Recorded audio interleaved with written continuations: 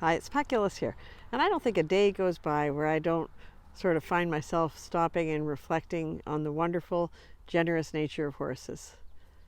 We teach a lot of beginner riders at my school, and to watch my school horses take such good care with their beginner charges is just amazing to me. I often think to myself, when you're first learning to ride, it's like learning a foreign language, really. There's a lot of grammar and syntax and phrases that you have to learn. My experienced school horses are already really fluent in this. They're tasked with the big job and the sort of responsible job of trying to figure out or decipher what these less than natural speakers of the language can manage to tell them. As I always tell my students, first learn a language, it's like you speak with kind of a thick accent. It's so wonderful to watch the school horses try to decipher that and to be generous enough to say, okay, you got it close enough, I'll do that. And it always makes me sad when people sort of force or coerce horses to do things that they're so willing and generous to do, as long as they understand what it is that you want.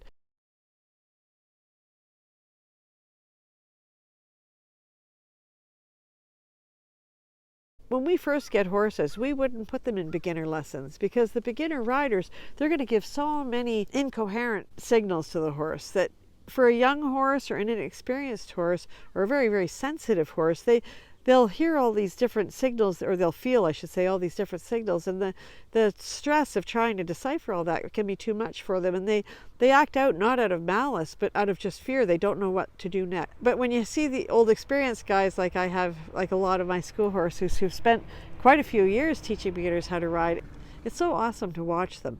They'll be taking some little child around, and you can see the little child doing their very best to communicate some kind of a request to the horse, and you can watch the horse, the wheels are sort of turning, and then you get that feeling that they kind of say, ah yes, okay, I understand what you're trying to say, I'll do that for you. It speaks so much to their generous nature. If the horse understands, and if you're asking the horse to do something that's within his physical ability, they're so generous and so willing to do it for you.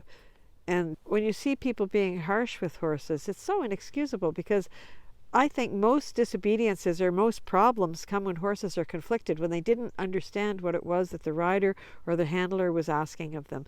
I never tire of taking note, especially at this time of year when I watch them carrying all these little campers around, that the generous nature of horses is so remarkable, and it's a gift and we should always appreciate it. Anyway, remember to thank your horse. We'll talk to you next week. Cheers.